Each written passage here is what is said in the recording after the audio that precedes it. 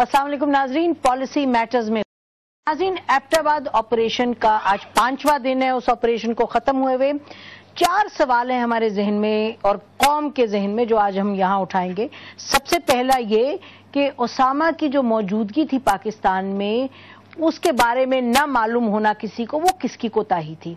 दूसरा सवाल ये है कि एबटाबाद ऑपरेशन के दिन जो हमारे रेडार बिल्कुल मुतहर्रिक नहीं हुए, काम नहीं किया, वो किसकी जिम्मेदारी थी।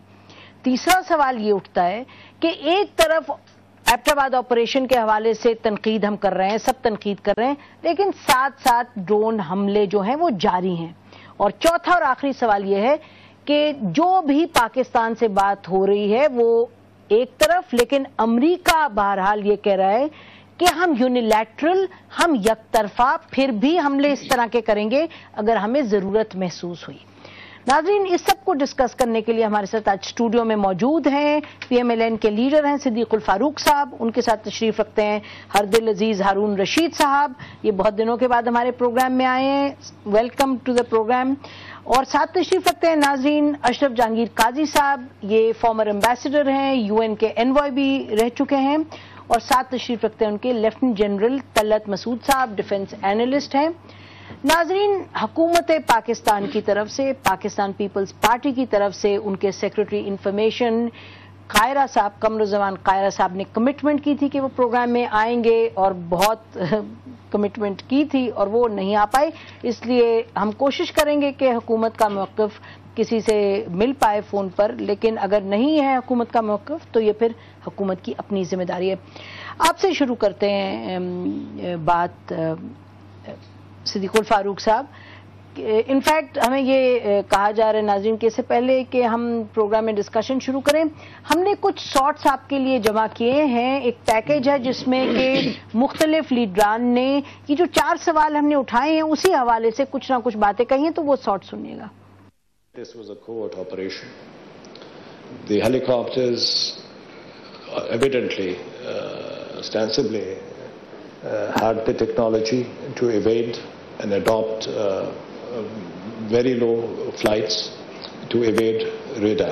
या जरदारी साहब ये जिम्मेदारी कबूल करें और कौम के सामने सच बोलें, पहली दफा सच बोलें और कौम को इत्मीनान में लें। और अगर वो इस काबिल नहीं है, और मैं यकीन से कहता हूं कि वो इस काबिल नहीं है, तो फिर उन्हें इस्तीफा देना पड़ेगा। कि जो कुछ ये हुआ है, मेरी इस बात को जो गुज़श्ता में बार बार कह रहा था, तक़वियत पहुंचती है कि जो एजेंसीज हैं, ये जो इदारे हैं, ये असल काम से हट चुके हैं और कई महीनों और कई सालों से हट चुके हैं। अगर इस्तीफों की कोई रीत चलानी है तो फिर कारगिल से शुरू होते हैं। President and the prime minister must resign, they must resign.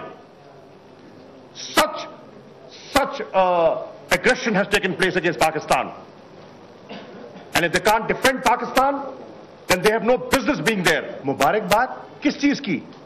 On the violation of Pakistan's sovereignty. नाज़रीन, बहुत जज्बाती स्टेटमेंट्स आपने सुनी और जाहिर है जो अपोजिशन के लोग हैं वो अटैक कर रहे हैं, तनकीद कर रहे हैं, हुकूमत के नुमाइंदे डिफेंड कर रहे हैं। और ये भी याद रहे कि जो फॉरेन सेक्रेटरी साहब ने शुरू में बात की, जो पहले दिन उन्होंने कहा, उसमें और अब में 5 मुख्तलिफ एक्सप्लेनेशन आई हैं कि रेडार ने काम नहीं किया। इसलिए नहीं किया क्योंकि हेलीकॉप्टर्स ने रेडार्स को कर दिया माउफ, फिर ये कि रेडार्स मुतहर्रिक नहीं थे, फिर ये कि रेडार्स स्टैंडर्डीज थे, फिर ये कि रेडार्स जैम हो गए थे। तो वो भी अभी तक पोजीशन क्लियर नहीं। लेकिन बहरहाल आपसे शुरू करते हैं, ये बताइए कि अगर हमें ये मालूम करना है, और आया ये कि ये सवाल 2 जो पहले हमने सवाल उठाए कि ओसामा अगर यहाँ थे और हमें मालूम नहीं हुआ, और दूसरा ये कि रेडार्स नहीं काम किए, they did not function the way they should, इस पर इंक्वायरी होनी चाहिए या नहीं होनी चाहिए? बिस्मिल्लाहिर्रहमानिर्रहीम।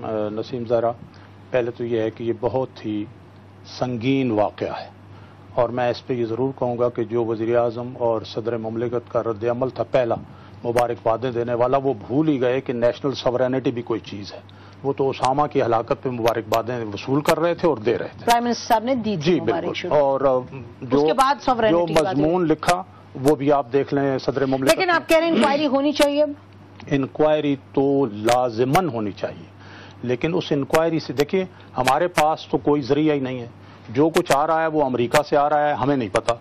اور کچھ آیا ہے کور کمانڈرز کانفرنس سے جنہوں نے یہ کہا کہ یہ انٹیلیجنس نہیں بھائی، انکوائری کا تو مقصد نہ کہ انکوائری ہوگی، پھر سوال ہونی چاہیے نا، لازماً انکوائری ہونی چاہیے کہ یہ فیلئر کیوں ہے، ہماری ساورینٹی کو کیوں جو ہے وہ اس طرح کمپرومائز کیا گیا، کیا کسی نے اس کی اجازت دی تھی؟ کیونکہ مارکیٹ میں تو یہ بات ہو رہی ہے کہ جناب یہ اجازت دے دی گئی تھی، اسی طرح جس طرح وکی لیکس میں یہ بات آئی کہ انہوں نے کہا جی ڈرون اٹیکس آپ جاری رکھیں، ہم شور مچاتے رہیں گے، آپ اپنا کام جاری رکھیں، یہ بھی یہ کہا، کیونکہ ایک یہ سامنے بات آ رہی ہے کہ امریکی بھی اس بات کے متحمل نہیں ہو سکتے تھے کہ ان کے ہیلی کاپٹر آئیں اور یہاں سے اٹیک ہو جائے، تو یہ کہا جا رہا ہے کہ انہوں نے بتا دیا کہ جناب ہمارے اور آپ کے درمیان ایگریمنٹ ہے ہائی ویلیو ٹارگٹ کے بارے میں، ہمارے ہیلی کاپٹر آ رہے ہیں اور وہ یہ کریں۔ وہ تو ہارون رشید صاحب اگریمنٹ کیا، وہ تو اوباما نے بہرحال کہا ہے کہ یہ تو ہماری پوزیشن ہے، اور اب بھی کہتے ہیں کہ ہم یونیلیٹرلی آ جائیں گے اٹیک کرنے۔ میں تھوڑا سا امریکہ سے ہٹ کے میں چاہ رہی ہوں ہم فوکس کریں کہ ہمارے اندر جو ریاست ہے، حکومت ہے، اس کے کام کرنے کا طریقہ کار۔ تو مجھے بتائیے کہ ایک تو انکوائری کی بات ہم نے کل D G I S P R سے بات کی، انہوں نے کہا جی ہم انکوائری کچھ اپنی کر رہے ہیں، زیادہ انہوں نے بات نہیں کرنا چاہیے اس پہ، لیکن یہ تو حکومت وقت کو چاہیے کہ انکوائری کمیٹی بٹھائے جس میں آرمی کے سویلین ریپریزنٹیٹیوز ہونے چاہیے۔ دیکھیے گزارا یہ ہے کہ کنفیوژن سے کلیئرٹی کی طرف ہمیں جانا چاہیے، جو چیزیں واضح ہو چکی ہیں وہ سمجھ لینی چاہیے، پھر آگے چلیں۔ پہلی بات تو یہ ہے نہ فوج اس کی کوئی انکوائری چاہے گی، نہ حکومت کو چاہے گی، کرے گی تو چیزوں کو چھپانے کے لیے کرے گی۔ یہ ہمارا اس ملک کے شہریوں کا کام ہے کہ اس پر اصرار کریں اور صحیح لوگوں کے ذریعے انکوائری اور تمام حقائق سامنے آئیں، تاکہ دیکھیے بڑے سے بڑا حادثہ ہو گوارا کیا جا سکتا ہے، مگر یہ نہیں کہ آپ اس سے پھر کوئی سبق ہی نہ سیکھیں، پھر اس سے بڑا حادثہ ہوگا۔ بالکل ریڈار کے معاملے میں 2-3 باتیں بالکل واضح ہیں، انہیں اس کا کوئی گمان ہی نہیں تھا، ایکٹیو تھے ہی نہیں، اسٹیلتھ ٹیکنالوجی بھی تھی، بات سیدھی صاف کیوں نہیں کرتے؟ واضح بات کرنی چاہیے۔ صاحب نے تو کچھ اور کہا۔ اچھا، ایئر مارشل صاحب نے اس کی ذمہ داری لی، کسی نہ کسی کو ظاہر ہے اس کی ذمہ داری لینی تھی، مگر یہ ساری چیزیں اپنی جگہ، انکوائری ہونی چاہیے اور یہ متعین کیا جانا چاہیے۔ پھر یہ کہ اتنا بڑا انٹیلیجنس کا فیلئر، مجھے پورا یقین ہے کہ آئی ایس آئی کوئی ملوث نہیں ہے، کوئی مسچف نہیں ہے، آرمی لیڈرشپ نہیں، ورنہ اب تک وہ نکال چکے ہوتے، لیکن اتنی بڑی ناکامی، بے شک تو یہ ساری چیزیں، ہمارا سسٹم ٹھیک کام نہیں کر رہا۔ چودھری نثار سے 100 چیزوں میں ڈس ایگری میں کرتا ہوں، مگر یہ بات وہ ٹھیک کر رہے ہیں، سارا فوکس تو آپ اس پہ ہونا چاہیے، اس پہ ہونا چاہیے۔ اور اس کے بعد اس کا جو پولیٹیکل پہلو ہے، یہ بڑے ہی شرم کی بات ہے کہ اسپین کے آخری حکمرانوں کی طرح جو اپنی حکومت بچانے کے لیے عیسائیوں سے مل جاتے تھے، یہ مبارکباد دے رہے ہو۔ مضمون میں کیا لکھا انہوں نے؟ یہ میری بیوی کا قاتل ہے، محترمہ کا، یہ تو قتل بیت اللہ محسود کو کہہ رہے تھے، مضمون چھپانے کی اتنی فکر پڑ گئی۔ اور وزیر اعظم صاحب نے بھی مبارکباد دی ہے، جو کم از کم تاثر، یہ تو بڑی کامیابی ہے۔ او بھائی، ہمارا مسئلہ ان کی کامیابی ناکامی نہیں، ہم مغرب کے نقطہ نظر سے پاکستان کو نہیں دیکھ سکتے، ہمیں پاکستان کے نقطہ نظر سے پاکستان صحیح فرما رہے ہیں ہارون رشید صاحب، لیکن جو پریزیڈنٹ زرداری نے اور جو مضمون لکھا اور پرائم منسٹر نے جو اسٹیٹمنٹ دی، بہرحال وہ تو بعد کی بات ہے۔ اگر ہم اس پہ فوکس کریں کہ ہم کیسے پہنچے اس تک، تو پھر اگین آپ سپورٹ کریں گے انکوائری؟ ہر حال میں انکوائری کی ضرورت ہے تاکہ پتہ چلے کہ کس حد تک انٹیلیجنس فیلئر ہوا ہے، اور پھر ان کی نشاندہی کرے جن کی رسپانسبلٹیز تھیں اور وہ اس پہ پورے نہیں اتر آئے۔ اور اس کے علاوہ امریکہ کی طرف سے بھی تقاضا ہے کہ آپ انکوائری کریں، کیونکہ ہمارے بہت سارے سوال ہیں جس کا جواب ہم چاہتے ہیں آپ سے، تو آپ کی انکوائری سے شاید وہ جواب میسر ہوں گے۔ جی جیل صاحب، دیکھیے فوج، جیسے ہارون رشید صاحب نے کہا کہ فوج تو ریزسٹ کرے گی اس طرح کی انکوائری، کوئی پریسیڈنٹ ہے اس سے پہلے کہ اس طرح کی انکوائری ہوئی ہو؟ ضرورت تو ہے فوج کی اکاؤنٹیبلٹی ہونے کی اس وقت۔ جی ہاں، بہت ضرورت ہے۔ 2 چیزیں ہیں، ایک تو خیر اس واقعے کی فوراً انکوائری ہونی چاہیے، اور جیسے ہارون صاحب فرما رہے تھے کہ ان لوگوں سے ہونی چاہیے جن کی کریڈیبلٹی ہے، وہ پینل میں ہوں، اور وہ ایک طریقے سے پوری قوم ان کے اوپر اعتماد کرے، اور وہ لوگ اس کی انکوائری کریں، چونکہ اگر آپ پھر انکوائری نہیں کریں گے تو پھر دہرائیں گے آپ وہی غلطی کریں گے۔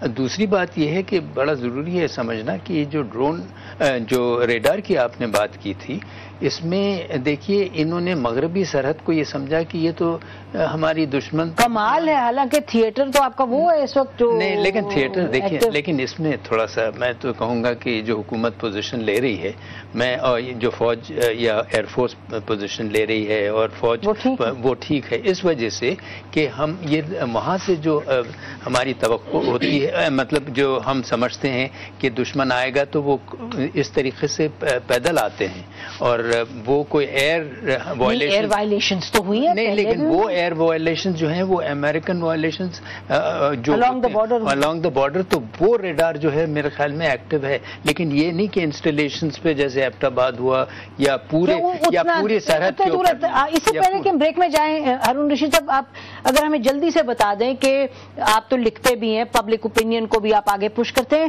مجھے لگتا یہ ہے کہ پرائم منسٹر صاحب نے جب 9 تاریخ کو ایڈریس کرنا ہے پارلیمنٹ میں، انہوں نے دھواں دار سپیچ دے دینی ہے، انکوائری کمیٹی بننی نہیں۔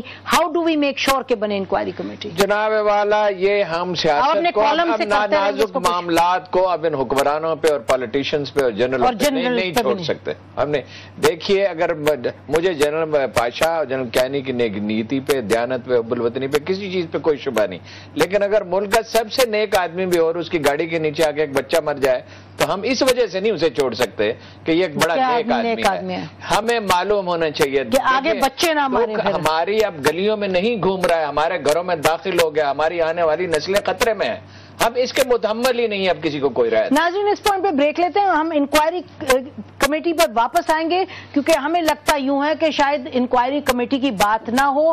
پھر میں ریپیٹ کروں گی، دھواں دار سپیچ ہوگی پارلیمنٹ میں اور انکوائری کمیٹی کی بات نہیں ہوگی، اس کی ہمیں ضرورت ہے۔ اور ہم بریک کے بعد یہ بھی